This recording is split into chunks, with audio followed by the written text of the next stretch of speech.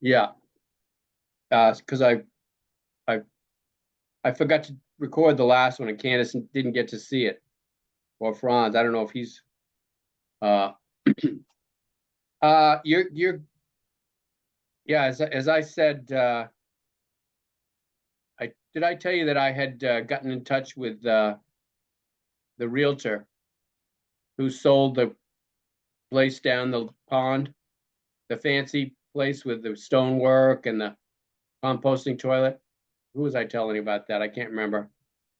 Might have been Franz. Yeah, I haven't heard the story. No. Yeah, I've been looking at real estate, and that one sold for 455. And so I was able to get a hold of the gal who sold it, and and so I talked with her for a bit. She told me a bit about the market. She said there's a shortage of listings for uh, pondside, lakeside properties, and she was pretty squared away. Terry was listening to her the conversation, and she said that woman's pretty that woman's right on it. So anyway, So what was the name of the company? Coates? Was it Coatis? no, it was Maine, New Hampshire /2 / 2000. Uh, I'll send you the info on it. Well, next week we'll get permission from Lois to sell the camp, hopefully, and can proceed with getting it marketed. Yeah, I've been thinking about it, and based on what I heard from this woman, and talking to Terry and dealing with all the realtors down in Virginia, this is a window here, and the woman, nationally, this is a window here this spring, and the woman from the realty in New Hampshire who sold a place on the pond said that this is the time to do it for people who, excuse me, who want to enjoy it, would want to enjoy it this summer. So to my mind, this is all to say that to my mind, it seems like selling the camp is kind of moved up to the top of the agenda to get that rolling. Well, that's what you and I discussed. Is the Right. first thing is, let's see if we can get her to sell the camp. She's only going to budge. You can't avalanche her with all these huge life decisions. So get her to sell the camp, then work on her to move her out of where she is and into this assisted living or some assisted living of some sort. Yeah, so you and I haven't, I guess you and I are going to meet with her and talk to her. We haven't discussed at all how that's going to go down or what we're going to discuss, but yeah, I agree. We should bring up the sale of the camp first. Somebody else is coming here. Somebody else is on. Maybe it's Leah. Hi, Leah. Hello there. Sorry to interrupt your lunch. No, I was taking my afternoon drink and little snack before I pass out. Oh, this is my brother Jay, who I don't know as you met, and Hi, Jay. I don't How do know. you do? I don't know if Melody's going to be joining us, but thanks for taking the time to show us around and answer questions. Of course, of course. I actually, Peter, you look familiar. Where are you from? I've lived on Martha's Vineyard. Massachusetts. Yeah, for 46 years. Okay. But we're all from Maine. We're all born in Maine. Well, I'm from Massachusetts. So. You are? Okay. Whereabouts? Yeah. Whereabouts? I grew up in Winchester, which is about 11 miles north of Boston, but I summered in the Cape and Martha's Vineyard a lot. All my friends, had houses down there and summer homes and things like that. So I never did. My parents never did, but I always hung out with the people that did so I could get down there. We Yeah, lived in Winchester when we were very young. Yeah. Main Really? Street. Yeah.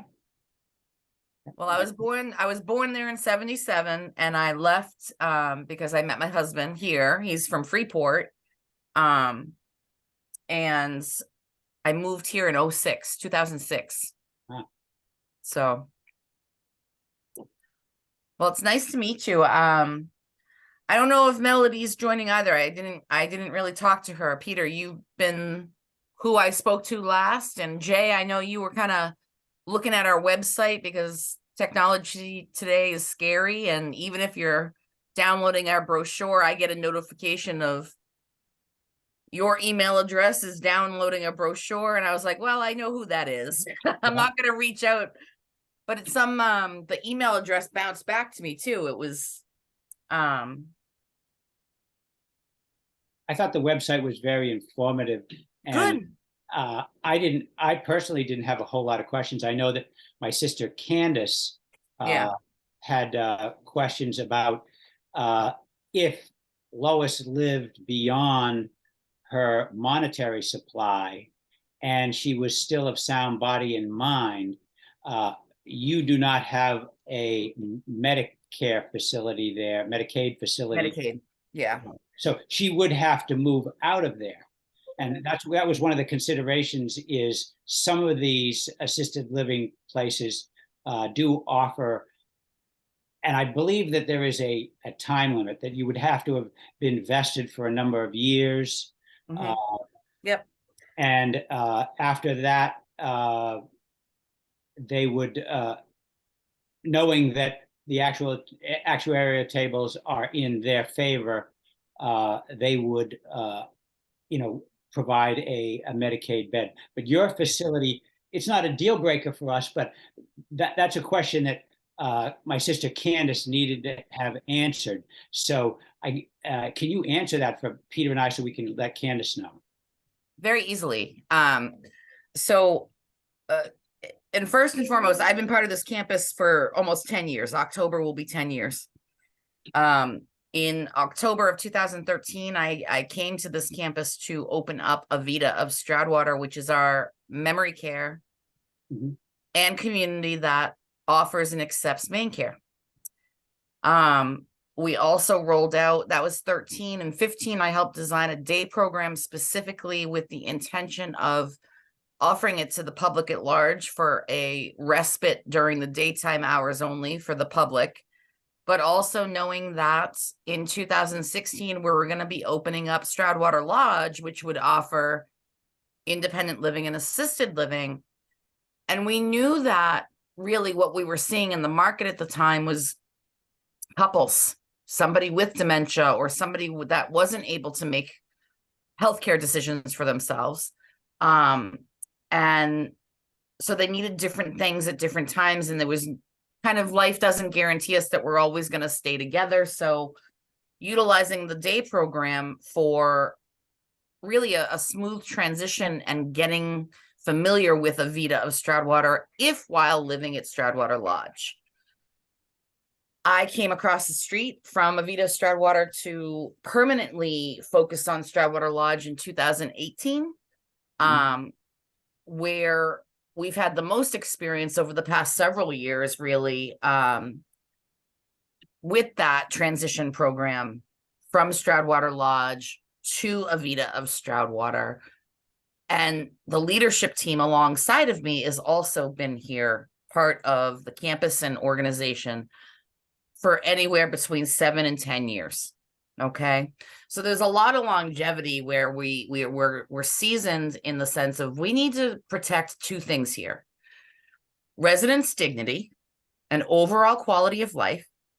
But also there's financial concerns for everyone, whether you have $1 million, $500,000, or even $300,000. You know, there's times we do say no if we can't feel confident as a community, or based on who's living at the lodge and who's living at Avita of Stroudwater any given time. You know, we're thoroughly offering accommodations to people because we feel confident. that Right. we're going to be able to see it through, both from care level wise and also financially. So, so not knowing 100%, I do know some approximate numbers, right? Melody shared those with me. And I did actually just get this week, I'm sorry, end of last week,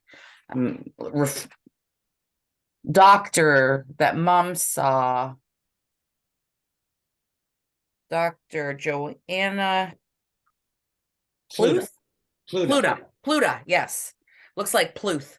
That doctor, which explains a little bit more for me, to be perfectly honest. I don't know if Melody shared with you the first time I met mom versus the second time. Yeah, she's has some issues that are in the process of being resolved. Yeah. So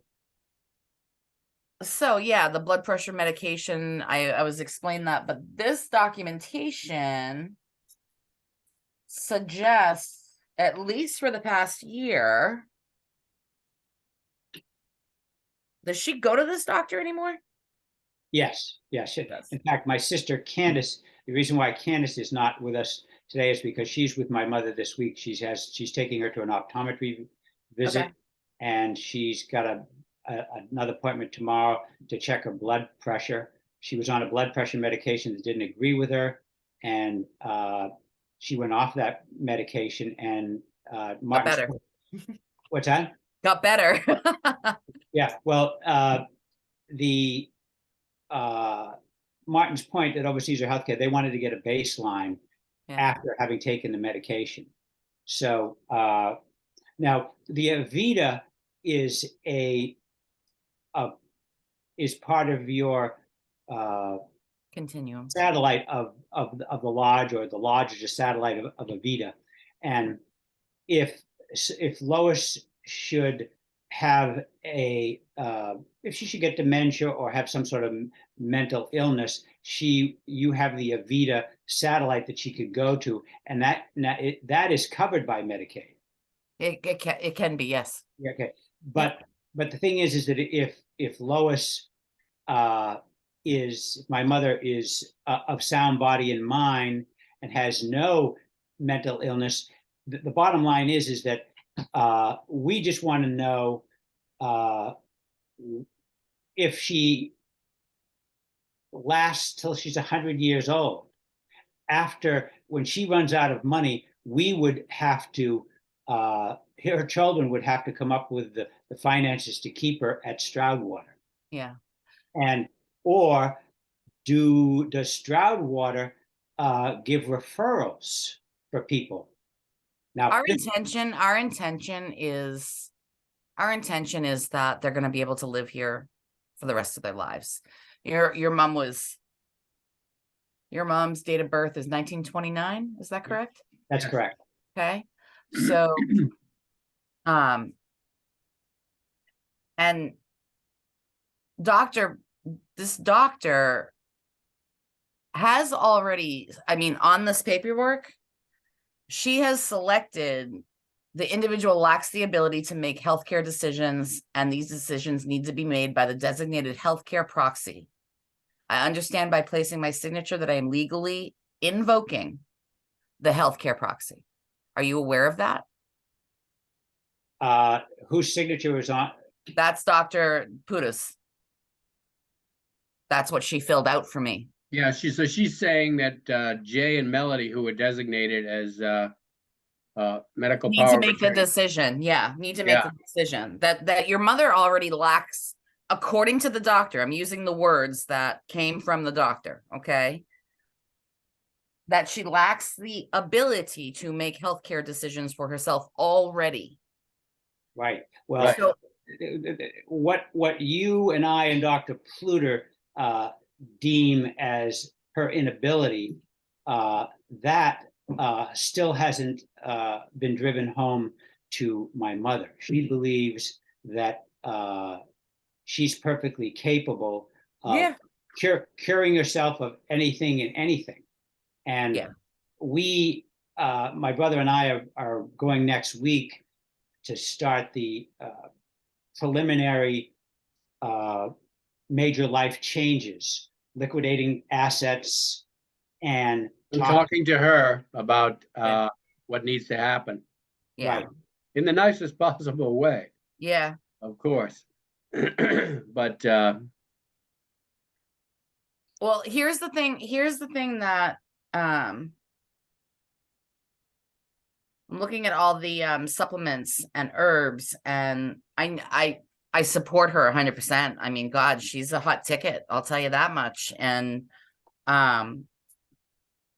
living the organic life is what a lot of us should do, you know, this day and age. I believe in that. Well, self-medication, whether it's herbs or vitamins or anything, is not always beneficial unless Yeah. unless you are being followed by a naturopath. However, Herbalist.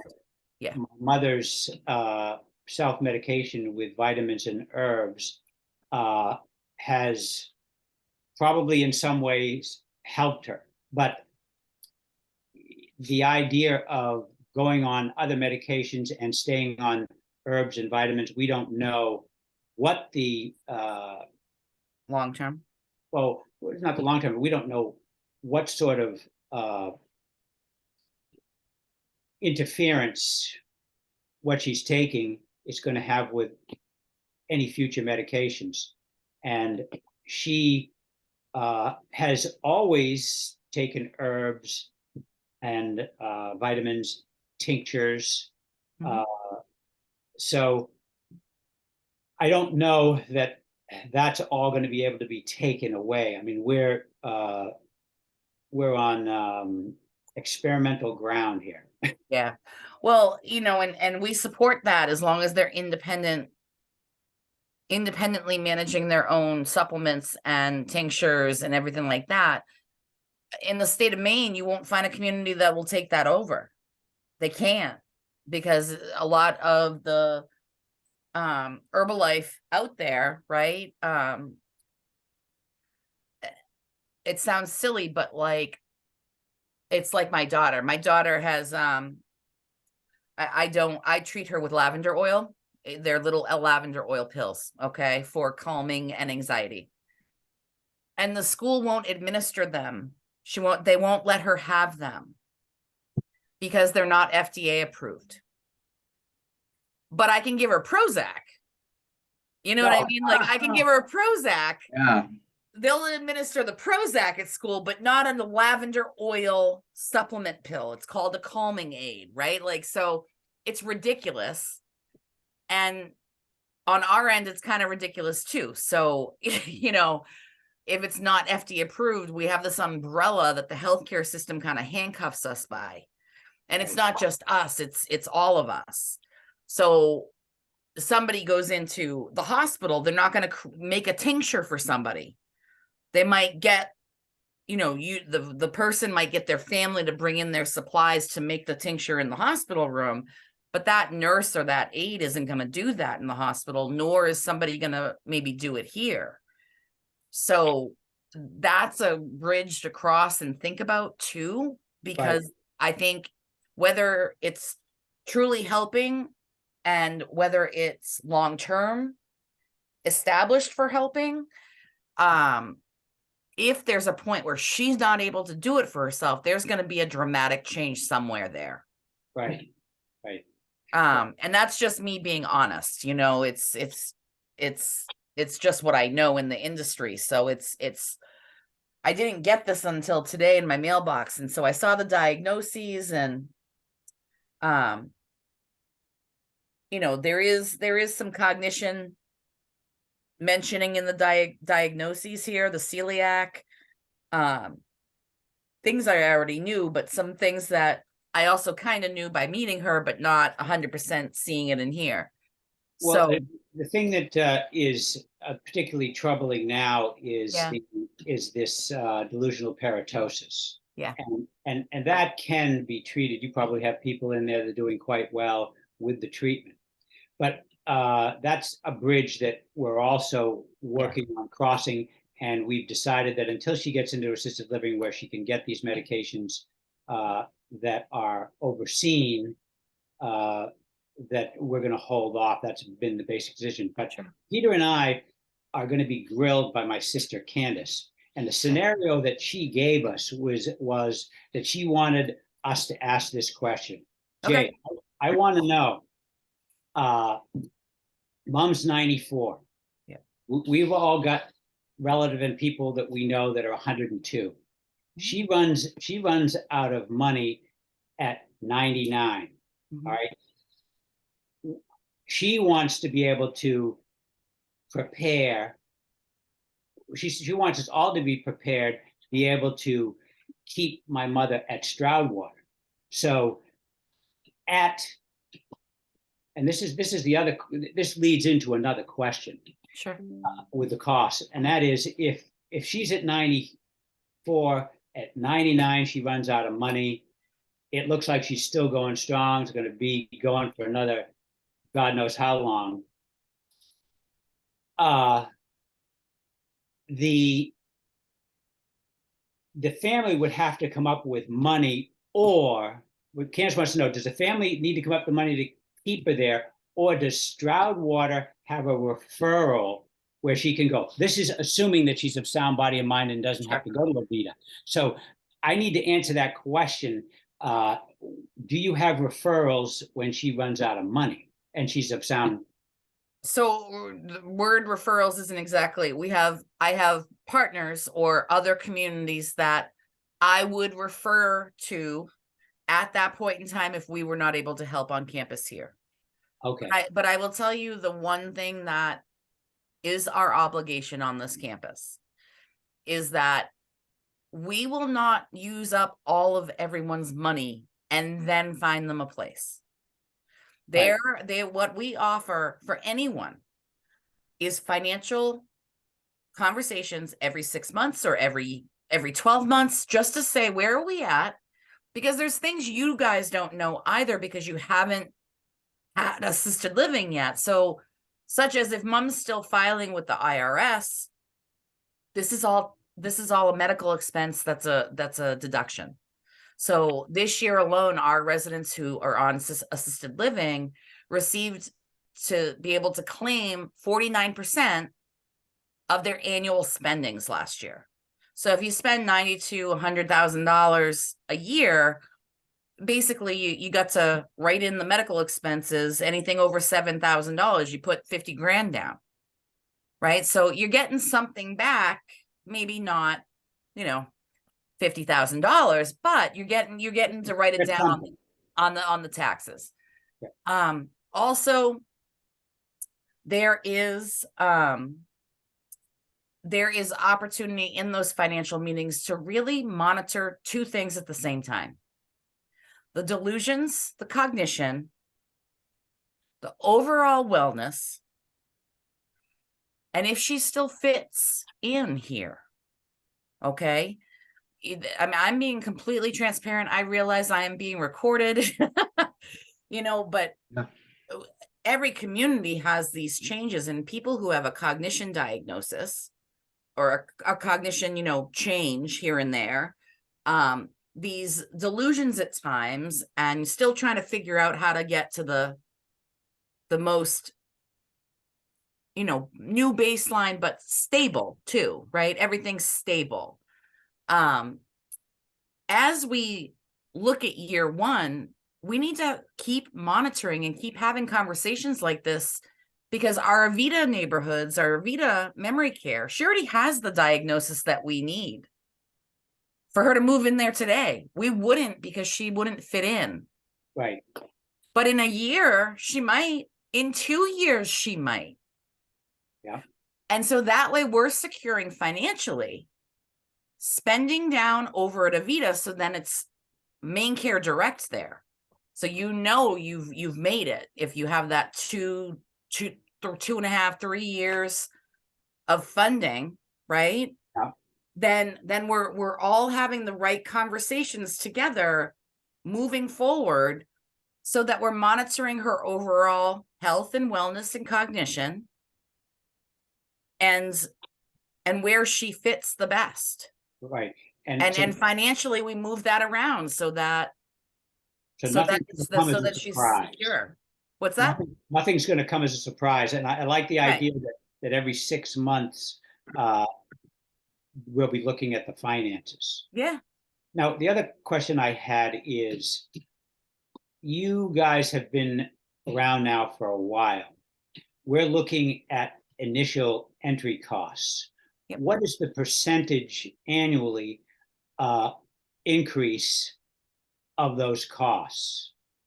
You have a number, are you seeing 10% increase annually, 15%, less than 5? Not us.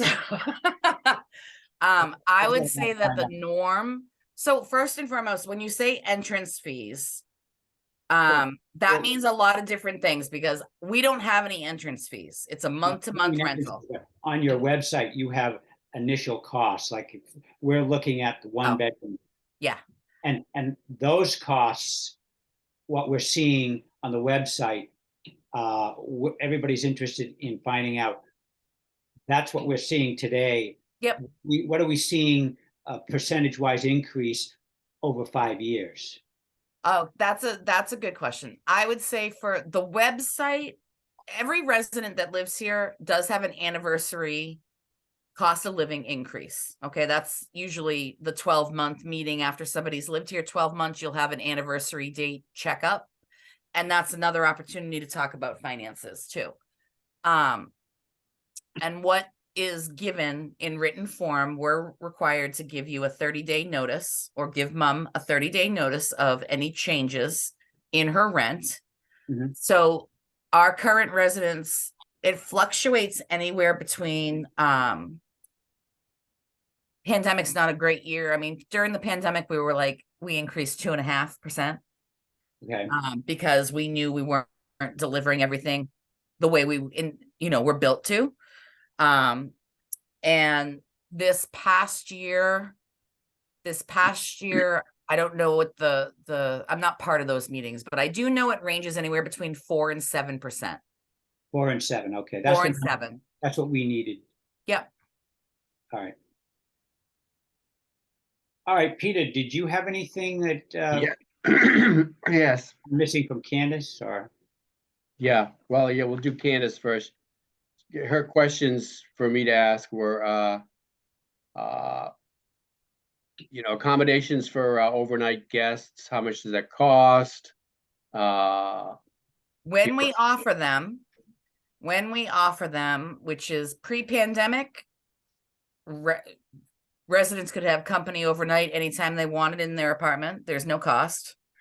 If somebody wants a suite, I have to have availability in order to have a guest suite for overnight company or out-of-state family members.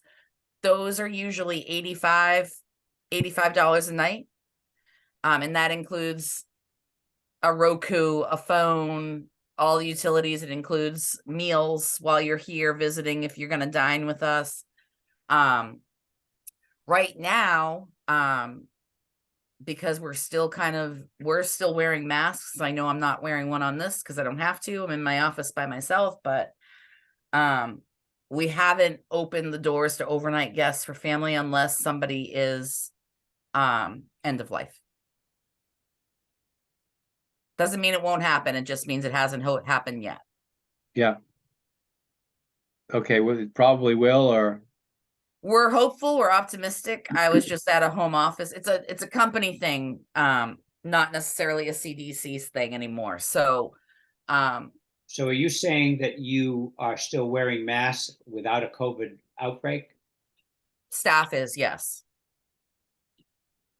That's cruel and unusual punishment, but Well, there's a lot of states that haven't done yeah, it. I appreciate that because You I don't know? want anybody bringing, their kids' colds or whatever else into a place like that and spreading it around. Yeah. That's, The I agree rumor with that. is on all levels of company, my owners and my higher powers that be, who I just met with last week in Massachusetts. The rumor is that whether it's the country there's only a handful of states that haven't lifted the state of emergency. And so there's all these states that have lifted their state of emergencies, so they are getting rid of the mask mandates, right, for healthcare workers and whatnot. Massachusetts is where my company is from, and they're right in Burlington, Massachusetts, right near my hometown. And they're really conservative, but they also, I mean, I just got off the phone with a community like mine that is a mile and a half down the road, and they have a big outbreak right now, and they weren't wearing masks.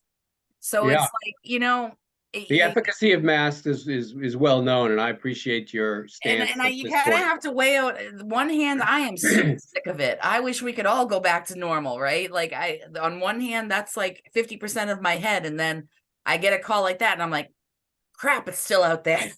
You know what I mean? And everything's still out there, and then it's like, I guess we're doing the right thing. So it's like a ping pong. You go back and forth, back and forth. It's exhausting. Well, the proof is Residents in, are optional. Residents are optional. So we do not have a COVID outbreak. When we do have higher numbers than 5, because that is what an outbreak status is more than 5 cases. Okay. When we do that, then we all go back to wearing masks. We Right. might close down the dining room for families to have meals with us. You know, things kind of, we never will go back to shutting down like we did in 2020. But we do kind of pull back a little bit and say, okay, we're gonna do dining room dinner, but you know, we're not gonna allow family members to take off their masks and have dinner with the residents, because we want to protect the guests and we want to protect our residents, right? So So as long as you don't have outbreaks, nobody needs to wear masks except for maybe staff. yes, Okay, that's that's good. best practice. okay, the other question I had from Sister Candace was Mhm. she was my mom had looked at the studio, is that correct? Mm, I think I showed them both a studio and a 1-bedroom. Yeah. But She- Sister Candace's question was which type what sort of accommodations do these rooms have for vision impaired, which she is and is probably going to get worse. What, how would I answer that question? Well, we have signs in Braille. Let me grab my laptop here and let's take a walk so we can go in one of the apartments and I can show you and you'll get it on video here. Hey, handsome. Howdy, How you doing? doing? Uh-oh, how are the tap dancers? Well, it's still. This is my friend Jack. Say hi, Jack. These Hey, are my Jack. friends. Oh, And that's his lovely wife, Laura, behind him. Two of the best troublemakers around. oh, gee. Are you taking the elevator? I'll hold it for you. Well, I don't know. What do you mean? You going up to the apartment? All right, well, don't rush. I'll wait for you. What up? Yeah. So do you have Leah? Do you have a lot of folks there that have a vision issues? We have folks who have glaucoma, macular degeneration, really thick bifocals. It's normal with aging, but also people who are aging, it's said that their eyes are becoming smaller and smaller, almost like at the end of people's lives. It's like looking through a pinhole. Yeah. And so how you light an apartment and how you structure your furniture for safety and things like that, super important. We're going back upstairs, we forgot our teeth. Can't eat without a teeth. Can I hop on with you? No, No. I'll wait for you. I'll wait for the next one. Oh my God, shh. They're being fresh. Yeah. Um, Your brother-in-law. Oh, It's a family affair here. It is, right? So what we offer here is occupational therapy. We have our registered nurses, we have our nursing staff and team that, part of the assistance that we offer is kind of like a huge safety net. So this isn't just apartment style living for folks in their, they are maintaining their independence, but there's people that are going to check in on them in the morning, noon, and night, or however often as they need. We design that together for resident safety and resident needs. So knowing somebody's losing their sight and things are changing, we have to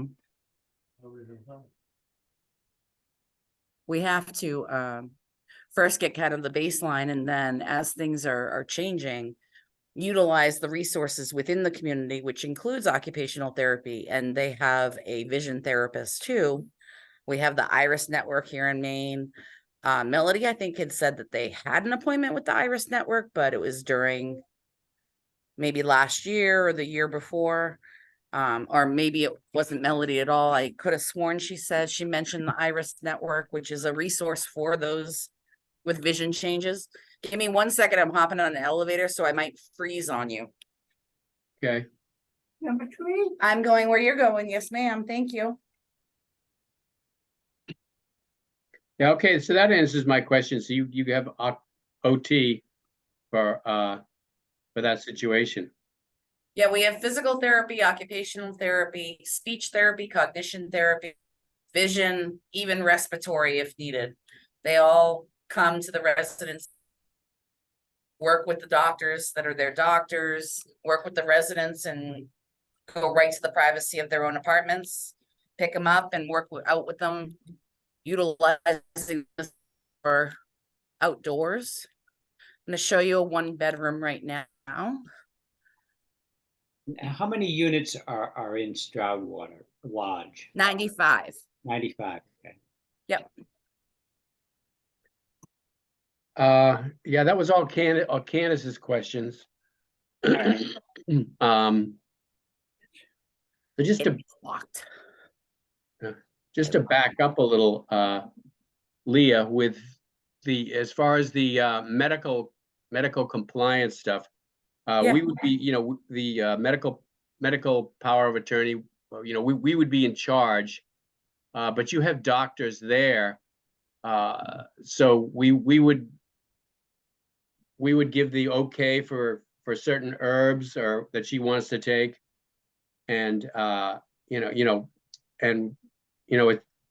if we didn't think, in conjunction with your medical staff, we didn't think that something was appropriate or safe, then we could say no, and that would be that. She wouldn't get those.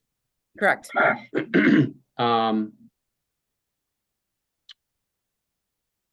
So is when she does need a medication, does your staff deliver it and then watch her take it? Yes. So coming into the library here, give you an overview. Very nice.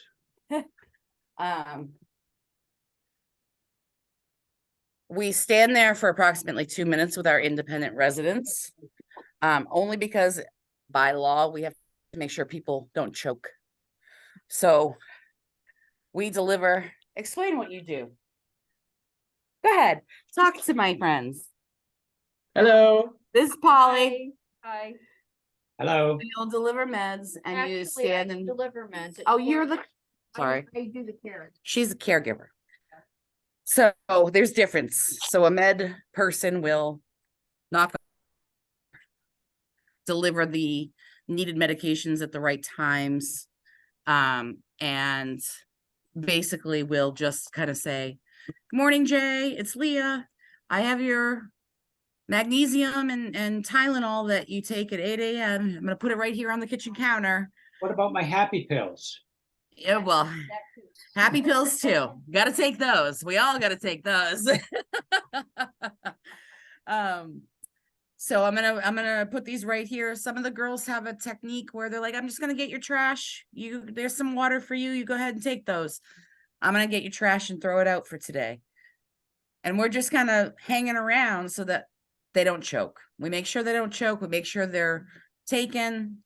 And then we're gone for the, for the rest of the morning, and they're ready for the day and heading out themselves. So it's kind of a partnership where, we're just making sure that they're getting the right things at the right times, the way that they want them, respectfully. And other than that, they're living a really independent life. Our job is to maintain people's safety. Yeah. Try to prevent falls, try to prevent accidents of any kind. That includes mixing up medications. That includes, going the wrong way, the dining room's that way, like just helping people be a guide, not necessarily a full-blown nursing home. We can grow to some pretty high levels of care. And that's what we want to be able to do with our residents who move at that independent level. And over the course of 1, 2, 3, 4, 5 years, age. The calcium's different in our bones. Our eyes are changing. Our hearing is changing. Our skin is changing. Everything is changing. A, doesn't feel good to anyone, right? And B, we're here to also kind of balance the self-confidence and take away some of the insecurity that we all hate aging. Even as 40-year-olds, we all hate it. Thinking of aging, Lois is at the point now where, I don't know if Melody's probably mentioned this to you, but she can no longer, she needs a handicapped shower. Yeah. Does Can you let most me of into the these, apartment? Can you let me into 331? 331. Yeah, it's closest and it's empty, and I can show it. I'm going to show you the bathrooms. I'm going okay, to show you the apartment aesthetics.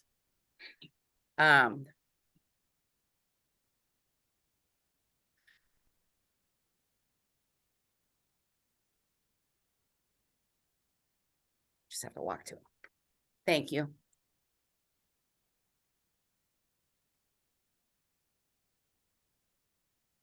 Yeah. Yeah, they're arriving tomorrow, but yeah, thank you. All right. Smells like fresh paint.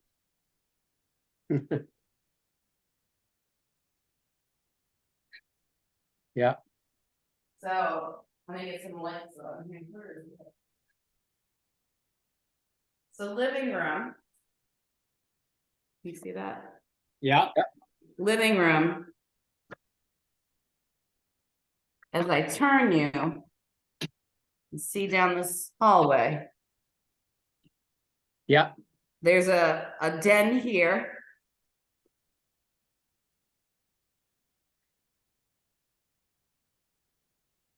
Okay. yeah, and Bathroom. that particular unit has a den as well as a separate bedroom.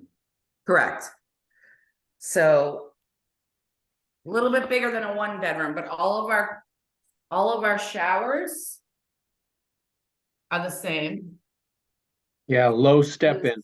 Okay, yeah, I see that. That's what I was Yeah. curious about. So this is You a get all the step-in, handrails. handheld. Yeah, all she needs is a seat in there and she'll be good. Yeah. And then really spacious in terms of. Trying to see here. That's not gonna work. Really spacious in terms of walking in. Yeah, And having that space. In the event somebody transitions to needing a cane, needing a walker. Yeah. Master bedroom. This is pretty standard for any 1-bedrooms as well. Some of the closets are all different. So this is a full walk-in closet because it's a 1-bedroom with den apartment. Huge. Yeah, the 1-bedroom apartments typically are half that size, but that's still bigger than mine at home, all of mine at home. And then the kitchens. Very nice. So full size refrigerator, microwave, kitchen sink as well. Cabinetry, very home-like. Yeah. You know, it's very, very home-like, and that's the goal. It's not a nursing home. This day and age, people are trying to avoid the nursing homes, the rehabs, because COVID exposed them. But really, they were all in trouble before COVID. It just sped up the exposure, really. It's where I came from 2 decades ago. It's why I left. You know, Where did you come from, Leah? Did you say? I started my career right in Arlington, actually. That's where I started. And it was a lovely community. But I worked for a really big healthcare community, national company, big, where I got a taste of really the worst possible kind of quality and budgeting control and the stereotypical nursing home coming after your money and nursing home not having quality. You know, that was why I left, because I didn't have any control on how I could change it, because it's too big for one person. It still is. You can be a voice. I encourage people all the time, be a voice. Go to your capital, go to the lobbyist meetings and everything. Fight for the right kind of bills, you know, in Congress. But that's exhausting too. You know, it's Yeah, they will exhaust you. yeah. So it's here is at the very least we have the autonomy to control the quality and to listen to our families and residents of really what their desires are, what their priorities are, not in terms of the care, but you know, how we operate around here. And that is a true partnership. That's what we want. We want families to feel that way about us, and we want to feel that way about our families, where it's not like I'm the professional and you're the family. I know better than you do. No, I don't. I absolutely do not, because you are the expert on the person that we're talking about. Right. You know, I'm not going to have as many years as you've had being that expert. So we need you to be kind of our team captains and healthcare power of attorneys. You know, we don't do anything without your permission.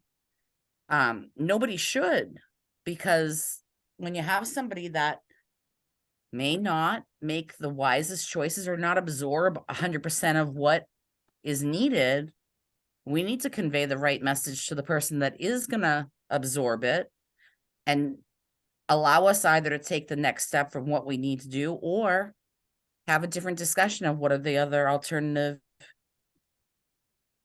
arrangements we can make, you know, in whether it's a med or whether it's care or whether it's location, anything. My executive director says that a lot, is like, everything's just a conversation. We just need to know what kind of conversation you're looking to have. And we're happy to sit down and make time whenever you need that. So, you know, the vision, what kind of vision changes can we adapt to? I think that one of the answers is that one of Polly, who you just met, is one of the caregivers here. And for some of our residents who are really, really had some vision changes, or basically legally blind, okay, we escort residents. So we escort them, pick them up at their apartment. It's time for breakfast. Let's head down together. I'll get the elevator. Kind of like what I just did for Jack and Laura. But they're independently, you know, getting their way to the elevator. But Guys, Leah, is that part of the, I'm looking at your all-inclusive Stroudwater Lodge, info here. It says, is that part of the 45 minutes per day of Yeah, personal care? Yeah, and so when you look at, one of the questions you asked me was about the annual increase percentage. The the other thing I had given Melody was kind of a one sheet, cost out of our higher levels of care. So we don't stop at 45 minutes. We actually go up all the way to like 3 hours and 15 minutes. Right. And each level of care is roughly $550 more per month. So if you're planning, like, I know again the approximate number, and I also know, I think what I quoted Melody was 78 third floor apartment. I might have quoted her 7835. So when you look at a level 5, which is close to 3 hours, right underneath, I think 3 hours, 295 minutes or 195 minutes, pardon me. Yeah, for 2,750 per month. Right. So when you add 7 plus 2, that's 9 plus another, carry the ones and all that jazz, you're looking at $9,000, 9 to 10. Okay. That's a high level of care. That's someone who could probably qualify for nursing home level based on the needs. Okay. And it's cheaper than nursing home. So for somebody who might say, I'm going to move out and I'm just going to move to a nursing home, and you go shopping around for that level of care, you're looking at $15,000, $16,000 per month, where again, it's more money at $10,000 a month here in that apartment. However, we've had the time to establish the relationship and trust and bond and care practices for that resident, right? So it's still less, and it's more comfortable for them because they're still home, you know? You don't have to create a whole new learning curve at another. Right.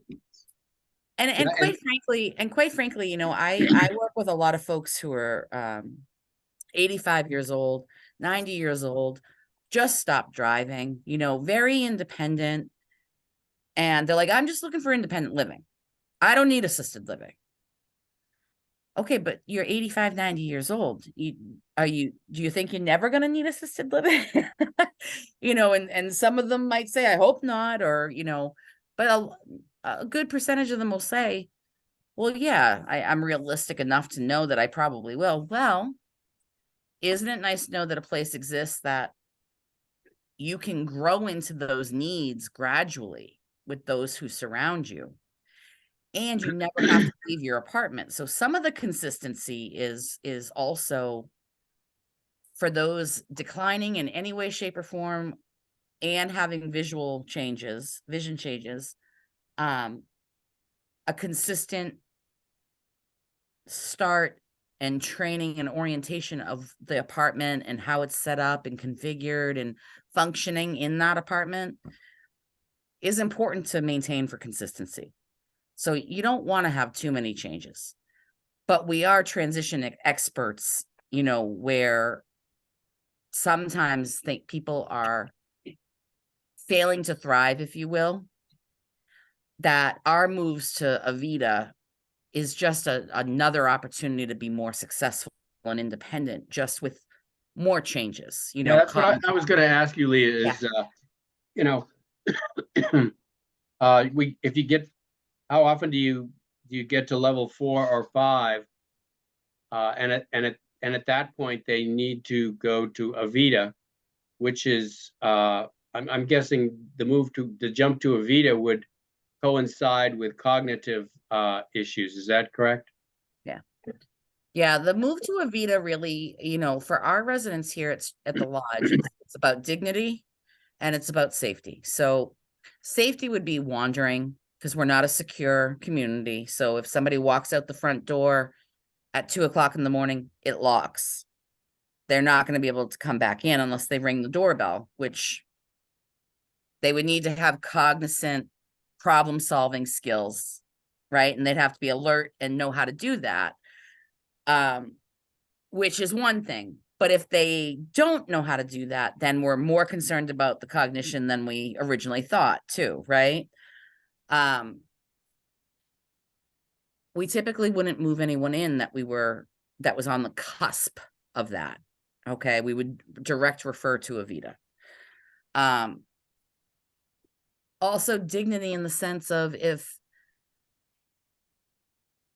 people are, eating the salt and pepper at the dinner table instead of the food in front of them, or trying to cut with a knife and fork the butter packets, that are served with breakfast, and not because of vision changes, but because of their cognition state. Okay. When people are advanced in their cognition changes or dementia, if you will,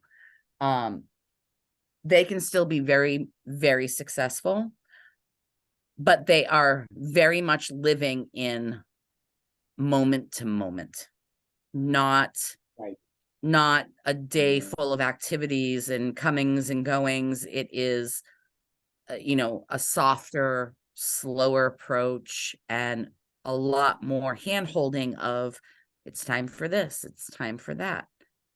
Come with me to go for a walk, let's go out in the gardens. It's a lot of more cues, a lot more prompting, a lot more.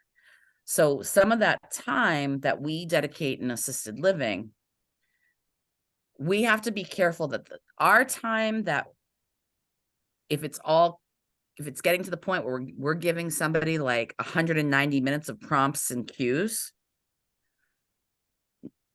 they are probably going to be much more suited for Avita and be at a base level of care over there, and probably less money over there than what we're charging over here, So because they'd be eligible for the Medicaid over there.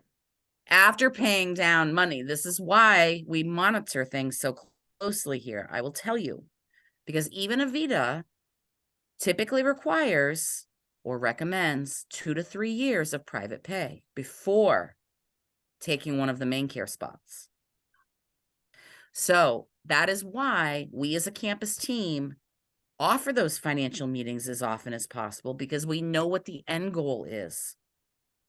We know that we have to monitor both at the same time, the cognition and the appropriateness for living at the lodge, but also 3 years right before the pandemic hit, we moved 5 of our residents here together. Do you know why? Because they were already best friends. They had lunch together every single day. They all had diagnosis of dementia. 3 of them went to the day program on a regular basis. 2 of them did not. It's not that they didn't need to, they didn't want to. So we couldn't make them go, right? But the 3 others did. And so we used the 3 others to bridge the 2 others together, because they had 5 apartments open, all within the same month, all on the same little area of apartments. So we said, why don't we send these 5 people together so they're like BFFs over there too, and they're not separated, because they function well together, right? Yeah. So there has to be some thoughtfulness. It's not just about, they can't stay here anymore, got to get them next door. That's not how we operate. That's not who we are. It's very much, this campus is the next level, and we all came, hi Ed, and we all came from places that were like what I just described, and it didn't feel good for us either. So that at the end of the day, the one thing we want to do, and in 9 years, going on 10 years later, the one thing I can do every night is sleep. And 11 years ago, I wasn't able to sleep at night because I was worrying about what was going wrong and what was I walking into tomorrow morning. That's the motto around here, is as long as I do the right thing by my residents and my family members, right? That at the end of the day, all people really want is honesty, transparency, and communication. And maintaining dignity. And maintaining dignity and quality care. Well, that's very and insightful. I can sleep at night. Well, this is very insightful. I think that, Peter, what are your thoughts on all this and the transitions that will take place possibly over time? Well, we, we all know the transitions that are gonna happen, how quickly they happen. Nobody knows. Some people, don't lose cognition and they just die in their sleep or whatever, but I think, that Leah might agree that what I think is that the loss of cognition is something that's the usual progression, not somebody necessarily dying in their sleep in perfect mental acuity. Is that kind of I the way mean, you see it I'm, usually goes, or? I think that if I was to run a statistical report, okay, of even the past 3 years, let's say 3 years isn't really great for statistics because COVID. an elevator one more time. Because people moved in a lot later. We didn't take everyone right after COVID when we reopened because there was a lot of people that were nursing home level. And we didn't want to change the community. Assisted livings like this lost a lot of money shutting down. A lot of healthcare organizations and communities did. Not the point of this conversation though. The point is that a lot of places took everyone and anyone with money, okay, to regain their occupancy and revenue. And we decided, walking through doors here, sorry. We sat down and had the same kind of pressure, definitely had the same kind of pressure of what the goal of capturing revenue and making up for 2 years, right? But we didn't want to change the dignity of all the residents that survived here, right? Lived here, and we worked hard at maintaining a thriving community, even when we were, I didn't have a job. I was room service, I was laundry, I was entertainment, I was the Zoom girl. So I was staying till 9 o'clock at night, making sure everyone had talked to their kids, I didn't mind. It was, again, I slept okay, knowing I did the right thing. I did all that I could. I hated it. I hated, we wouldn't let families in. Nobody did, but we stuck it out. We survived. But I forgot where I was going with that. Well, I think the bottom line here, Question. Yeah, what was the question again? I'm sorry. well, I think the bottom line is that no one has a crystal ball, Right. but Oh, statistics, that's right. the idea that, you've got a plan in place for now, and that, we know that it's important for us all to know how you operate, and that you've got a plan as these transitions in her health diminish. Yeah. And I think that that's reassuring for all of my brothers and sisters for us to pass that on. I think that if you Googled, the average length of stay in assisted living versus memory care versus nursing home, you would see that over the past 5 years, those numbers have decreased. 3 years ago, we were proud to say, the average stay, the length of stay for people to live in a community like Stroudwater Lodge was the national average was 36 months. We had statistical reports of around 39. So we were better than the national average. We were proud of that. Where did they go after those 3 years? Well, several of them went to Avita. Several of them passed away right here at home with us. And several of them, I wouldn't say the majority, but had an acute illness of some sort, whether that's a fall with injury, cardiac issues, kidney issues, you know, people who are diabetic and not on dialysis and things like that. And they, you know, get hospitalized and might go to a rehab and not qualify to come back because that acute injury of whatever kind it was, really shortened their abilities, and they might have stayed within that nursing home. Right. Or they might have went on hospice at the hospital or at the nursing home and passed away there. Our objective is to have people reside here and this be the last place. That I wish that for everyone that walks through the doors. But we're not God, and we do the best we can to. I mean, we had a lady fall out with her family, smashed her head right on the, you know, the curb, you know, the V. I mean, we took care of her. She came back, thank God, but her whole face was black and blue. And a new head injury, mind you. Right. So you can't predict what's going to happen. It was a miss, and all she did was miss the step, you know, getting out of the car or getting back in the car. So it's, you know, statistically, I understand your concern. I understand running out of money. I understand Medicaid.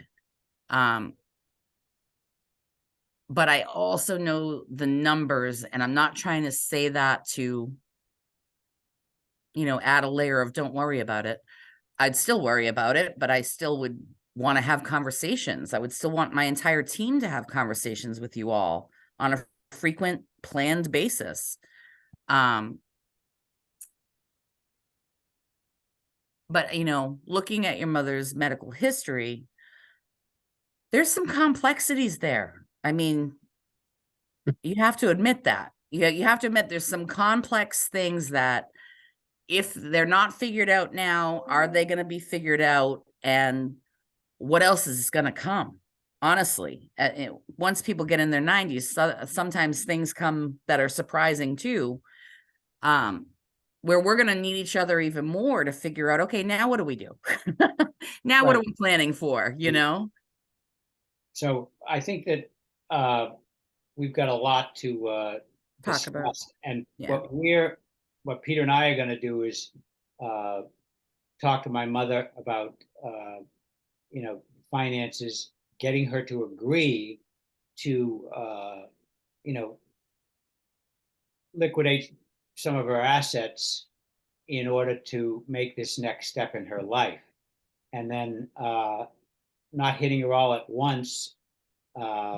Once we get that piece in place, then our plan is to say, Mom, what do you think about, you know, in the next month or two, planning to make the move?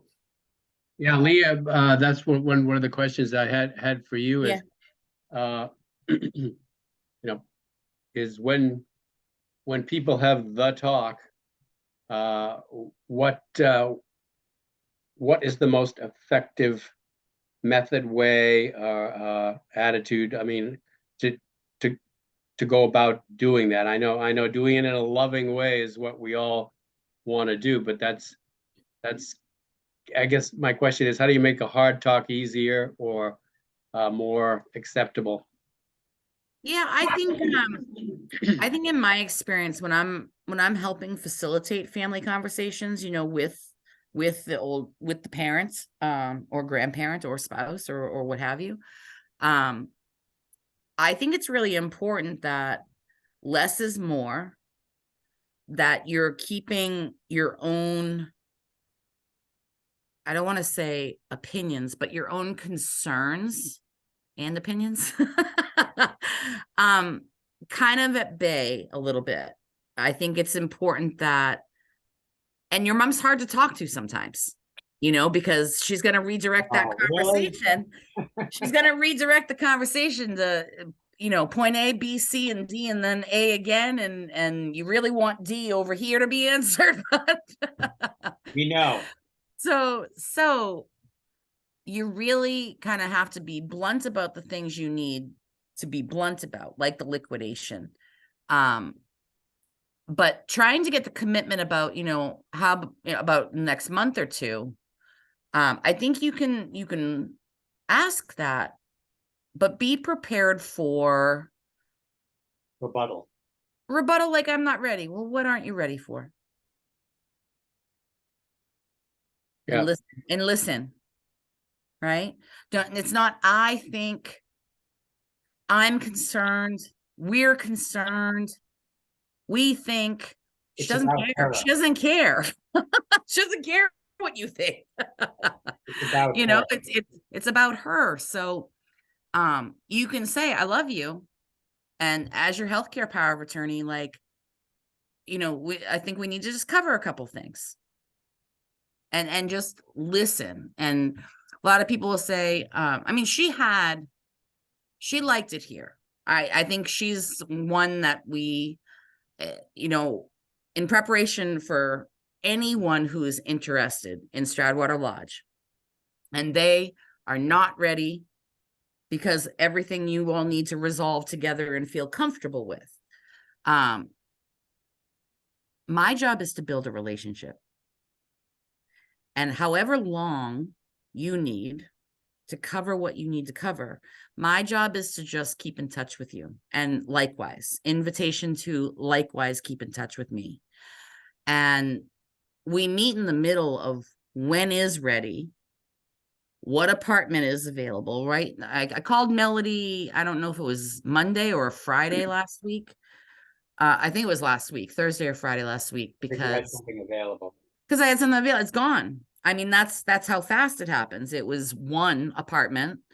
But I know I'm expecting one at the end of May 31st. Somebody's moving out of state to go be closer to family. I know I am potentially expecting one July 15th because somebody might let go of their apartment, which I think is stupid, but they're not listening to me, for a month, and they think it's going to be there when they get back. They're taking the risk. So they're going to their summer camp up north in Maine, which I don't blame them. I would want to do that too.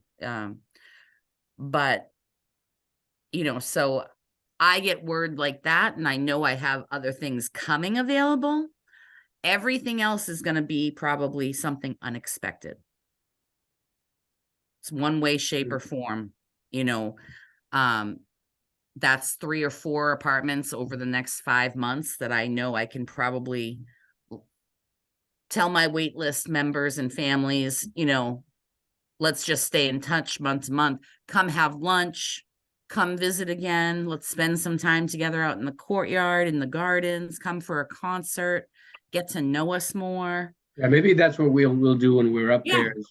This next week, we'll be up there next week, so. So just call me and tell me you want to come over. All right. More than welcome to. All right. Very good. Well, Peter, do you have anything else you want to discuss? No, I just a little thing. Valet service. What's valet service? We do valet. We do have residents who drive still. 99% of them give up driving when they get here because we drive everywhere. We have the bus, we have the company vehicle. But those who do have vehicles, even this past winter, they bring in a separate set of keys and we'll brush it off, warm it up, snow blow in between the cars. We do it for our residents and our staff. Great. Yeah. Right. Okay. That was it. Yeah. And it's all free. All right. I think that you've been very helpful and we appreciate the insight. Well, I appreciate you taking the time to invite me and just give me the benefit of the doubt to talk with me. So I appreciate that very much too. Yep. All right. Well, we'll be seeing you and let you know when we can stop by. Wonderful. Have a good evening. Thank All right. you. Thanks so much, Lee. Appreciate You're your welcome. time. Nice meeting you. Bye-bye. Jay, Bye. let's stick around. Will you stick around so we can talk? I can stick Yeah, there you go. around. Yeah. All right,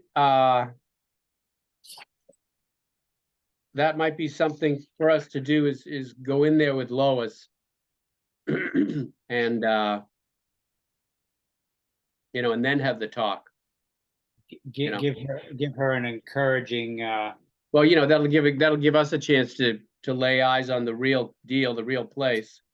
my only, one of my, I think that this place, from what I've read, from what she said, I think it's a great place, but it is also in, God, what's the name of the town? It's out Westbrook, Westbrook.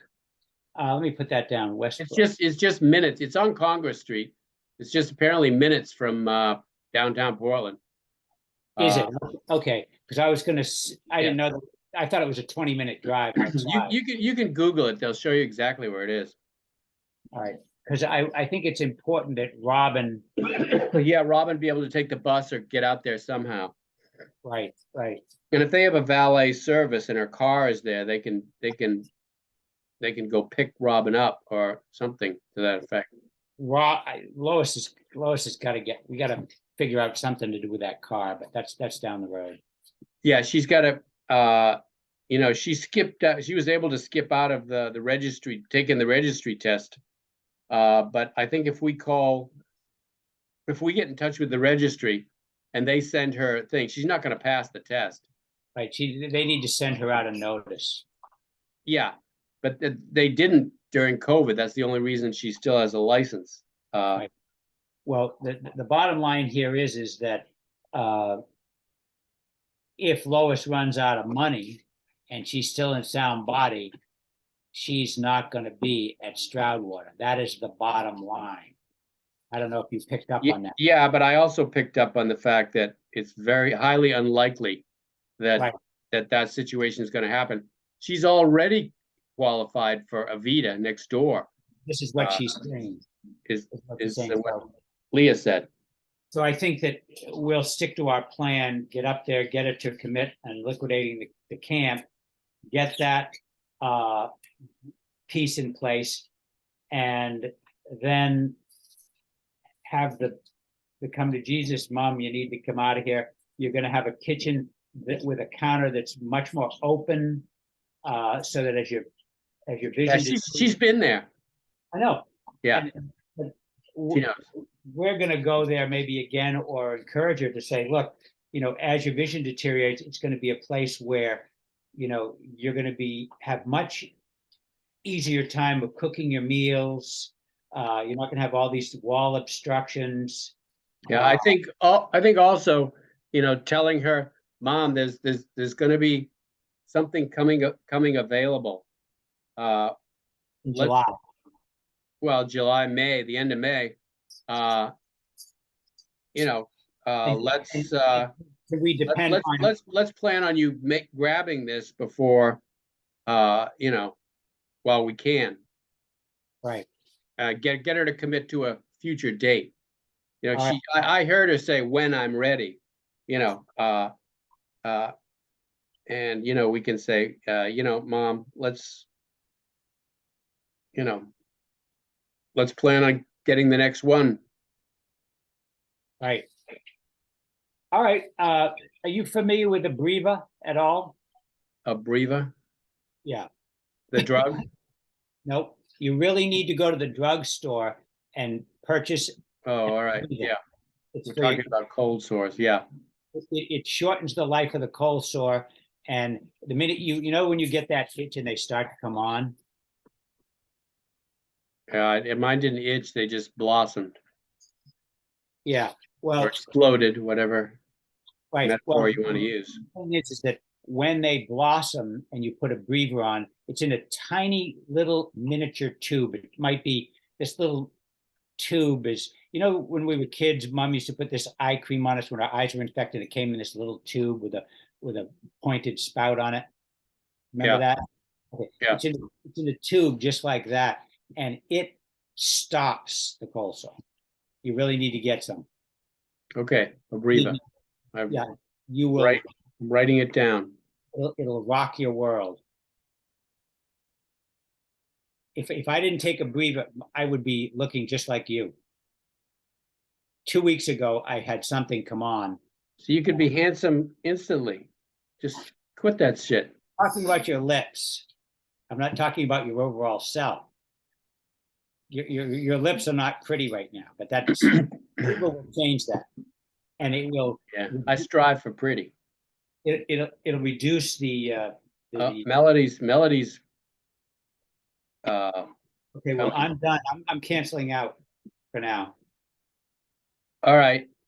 So, I'll be in touch. I've got, my boat is getting transported to the shipyard next Tuesday. I'm hoping they're gonna keep it there through the weekend so that I can come up Wednesday through Sunday All right, very good. We'll keep in touch. to do this thing. And then Franz and I are gonna meet. I'll try and meet up at camp because there's some, I'm gonna bring my chainsaw. There's some trees down there, he said, and we're just gonna, he and I are gonna make a plan for dealing with the camp as far as getting it on the market goes. All right, so you're bringing your chainsaw. I was gonna bring mine, but if you're gonna bring it, I'm not gonna worry about it. You and Franz will go at it. Yeah, Franz and I had, that was our sort of homework, which has turned into, we're going to, we're gonna take on the real estate thing. All right, great. I'll be up there to turn on the water, and Yeah, when do you turn on the water? it's happening on Thursday, the 20th. Thursday, okay. Maybe I'll get a reservation to be up there Thursday so I can stay at the camp there. Well, you better get going on the reservations now because you'll be surprised how difficult that is. I know. All right, I'll catch you later. Hey, Mel. Melody. Hey, sorry to be late. How was the meeting? It's all right. Very productive. Leah showed us around. I got a very good impression of, what goes on there and how they care for their residents. Wow, I was great. impressed. So, when we go up there next week, we'll perhaps, visit there with Lois. And after that, try to pin her down to a date. What are you drinking, Mel? You know what? By mistake, I opened the Tidal Bay. I was gonna save it for Saturday and I opened the Tidal Bay, I think when we had company. Just grabbed a bottle, but I wanted to save it for Tara to taste because they don't export this Nova Scotia wine, the one where all the grapes have to be grown, where your great grandmother grew up. Anyway, and it's over by where she was. It's over on that north side.